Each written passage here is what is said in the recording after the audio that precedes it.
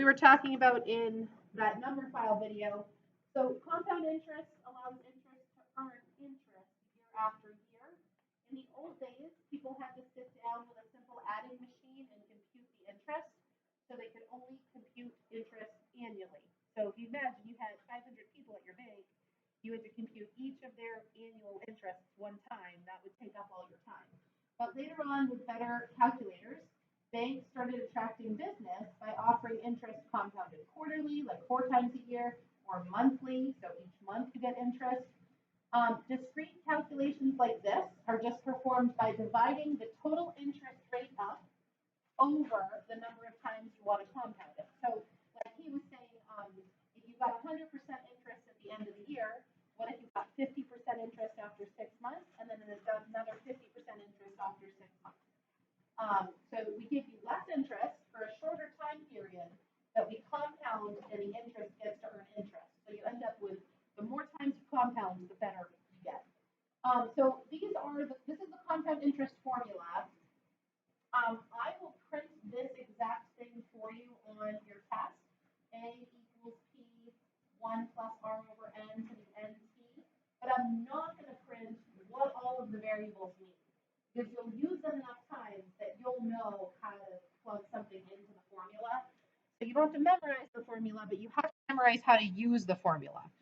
So they're using future value, present value language, which you might use in economics or personal finance. I usually just stick to this formula over here. So here's the first example. I'll set them up for you, and we'll make sure that we can type them into the calculators correctly. But if you have $4,500 that you want to invest, and they're going to give you an annual interest rate of 5%. So that means for the whole year, you only get 5%. We're going to figure out which of these is better. Would you rather compound once a year for 3 years or compound 4 times a year for 4 years? I think it's pretty obvious which one is going to come out better, but let's actually figure it out. So my A is my amount in the account. That's what I'm trying to solve for. P is principal. So I'm putting in $4,500. The 1 gives me back my $4,500, right? So at the end of the year, here you go. Here's all your money back plus interest. So the interest is calculated by taking the interest rate, which was 5%, as a decimal, that's 0.05. So you have to express your interest percent in decimal form. You just divide by 100. You have to divide that up however many times you're compounding it. So if I'm only compounding annually, the N value is just 1, because I'm only compounding it 1 time. And then for 3 years, I take my 3 years and I multiply by 1 compound for each year. So I would only have 3 compounds total, right? I get interest after year 1, after year 2, and after year 3. So I don't really need this 1 here. I don't really need this 1 here. But I want to write out the second formula, and then we'll practice typing them in. So my second option is I still take $4,500. I still put a 1 there, so I get my $4,500 back. I'm keeping the interest rate the same, but I'm going to divide it up over 4 quarters. So quarterly means 4 times per year. So 4, I divide my interest rate up over those 4 compounds, and then I have 4 years times 4 compounds each year. 4 times 4 is 16 times I get to compound my interest. So everyone should try typing them in themselves and seeing what you would get.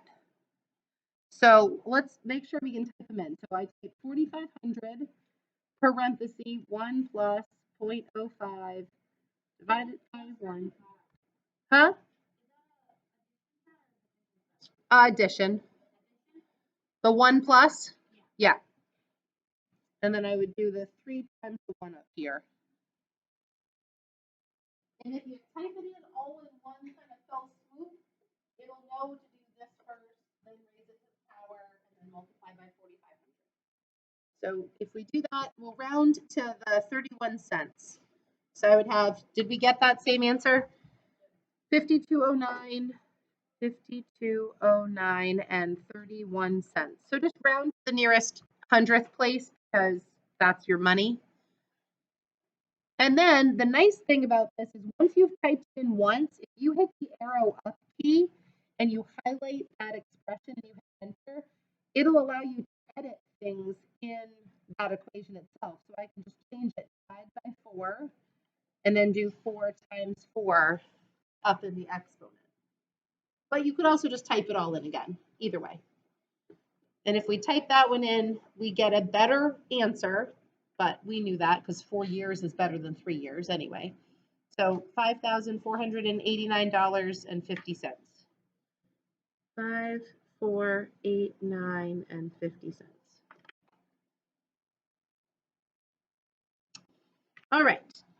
So let's try setting up maybe number 2, and then maybe you can try setting up number 3 on your own. So, or maybe let's identify 10,000. That's going to be my initial investment, right? That's my P value. My interest rate is 3.5%. So I want R to be 0.035, right? Move the decimal 2 places. And then 6 years, that's my T value, or 5.5 years, that's T.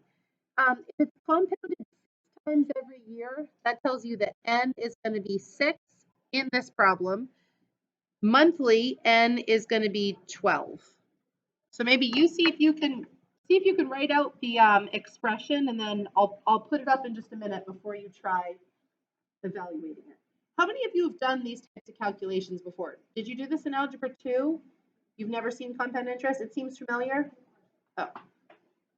This might be the first time you've done it, I'm not sure.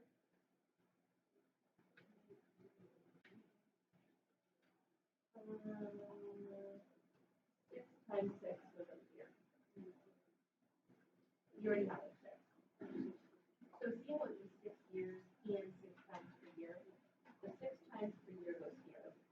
And then your years times your 6. That would be 36 times, right? Oh wait, did you use your interest rate of 0.035? Okay, yeah.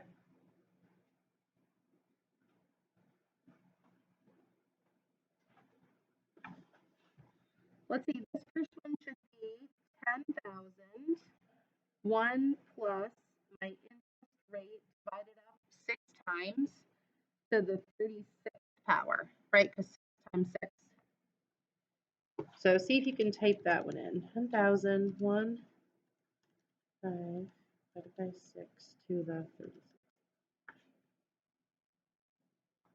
I'll put the answer up in a minute, or I could just check. Did you do the first one already? What did you get? Yeah, that looks good. You type that one in. You want to use 0.035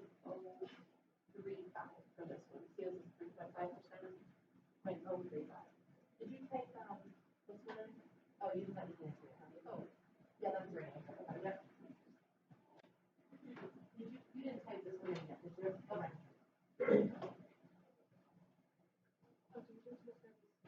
Yeah, because it's T is 6 and N is also 6. Your number of compounds 6 times per year for 6 years would be 36 compounds. Yep. It's only 5.5 years times 12. So your years and your compounds get multiplied together. 5.5 times 12. 5.5 times 12. Yep. So when I typed that one in, I got 12, 3, 29, and 26 cents. And then this one would be 10,000 still, 1 plus 0.035 divided by 12. And then I have to do 5.5 times 12 up in the exponent.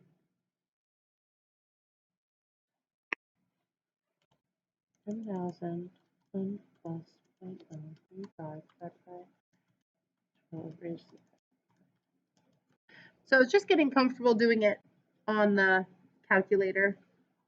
I'm writing out the formulas. And then on the back page, we're going to do continuous interest. Let's see, this comes out to $12,119.37. So if you didn't get number 2 right, I should see what you're typing in. So definitely type it into your own calculator. See if you can do the last one. So this would be like a quiz question. I'm not sure if I'm going to have to use a calculator. Oh no, we don't have to do quiz. We're doing a test. Yeah, so this would be on the calculator part of the test, right? So here's the formula. I would print the formula for you right on the test. So I'm going to say for,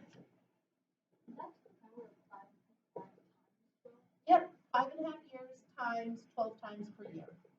So for compound interest, I'll give you A equals P1 plus R over N to the NT, and you have to know what N stands for. Number of times you're compounding. T is time in years, R is interest rate in a decimal. But I think if you've done 20 of these problems, like we'll do 10 today and you'll do 10 for homework, I think it'll start to stick. I'm just going to pause for. Donovan is offered a $50,000 signing bonus in 4 years when he graduates from college. The company wants to basically plan ahead. They're going to earn 4% annually on the money. So how much should they set aside now so that they can pay him his bonus in 4 years? We're actually solving for how much they need to invest now. And this is what your someone who's is anyone interested in going into like investment banking, like you are managing other people's money? You ask them, how much do you need for retirement? Do you need $1 million, or how much do you need to buy a house in 10 years? Do you need $200,000? They want to know what's your goal. That's how much you need to set aside now. So we want to get $50,000 and we don't know how much to invest right now. But we know everything else about the situation. We know that we're going to get our investment back. We know that we're earning 4% interest rate annually. And we know how many years it's going to stay in the bank, right? 4 years, once per year, right? Because it says annually. So to the 4th power. This is really just a number. So it's really just a decimal that your money is getting multiplied by. You can take that number and divide it to the other side of the equation to solve for P. So P is going to be less than $50,000. You're going to find out what this decimal is by doing parentheses 1 plus 0.04, close parentheses to the 4th power. That's a decimal. And you're going to take 50,000 and divide by the answer. So I'll take my parenthesis 1 plus 0.04. I'll divide it by 1 just for the heck of it. Raise it to the 4 years. So I just get this decimal, 1.1698. That represents kind of my interest rate after those 4 compounds. So I'm going to take 50,000 and divide by, I'm just going to arrow up and grab that entire decimal, and it will tell me how much I have to invest now, $42,000, so that it's kind of like a nest egg. In 4 years, I can pay him 50,000, and it didn't really cost me 50,000, right? Because I invested it now, so it only really costed me 42,000 out of this year's, bottom line or whatever. Does that kind of make sense? So I get $42,740. That to me is a lot easier than guessing and checking, right? Who wants to guess and check your p-value? Oh, is it 20,000? Is it 30,000? All right, so here's the last little piece. So continuously compounded interest is going to have that word attached to it, continuously. So if I say compound interest on the test, this formula will be the one you're going to use. And then if I say continuously compounded interest, then I'll have this formula right next to it, and you'll have to know which formula to use. And it's not hard to figure out which one. They're still giving you an interest rate. The difference is they're going to tell you how many times they're compounding, like 12 times per year. Down here, they're just going to say continuous compounding. And it says, notice our continuous compound formula looks a lot like the formula above, but without going through how they arrived that it's E. Remember in the video, they talked about how basically n is approaching an infinite number of compounds, right? Here's my 1 plus 1 over n to the nth power. If n is infinite, this value is equal to e. So the mathematicians in the 1500s or whatever proved that this expression is equal to e. So we can just use e to represent all those compounds and our interest. All right, so here's how to use the formula. You deposit $4,000, add an annual interest rate of 6%, compounded continuously. So I know that I'm using this formula. How much do you have after 1 year? So A equals 4,000. I don't do the 1 plus. I just type E on my calculator. E is a number. But I'm going to raise it to the R times T power. So my interest rate is 6%, and my T value happens to be 1 year. So 4,000 times E to the 0.06 times 1. So 4,000 times E to the 0.06 times 1. Should give us $4,247.34 or 35 cents. So see, I'm using E now as actually a button on my calculator to get this interest. So that was 4,247 and 35 cents. I should put a dollar sign. He was writing pound symbol because it was England. You notice how they also say maths a lot? If you're doing those kind of maths, I never say, I would just say that kind of math, those kinds of maths, multiple kinds of maths.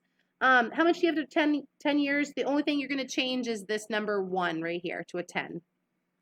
So you'd have 4,000 E to the 0.06 and then times 10. So see if you can type that one in on your calculator. 4,000 E to the 0.06 times 10. It's in the 7,000s if you get the right answer.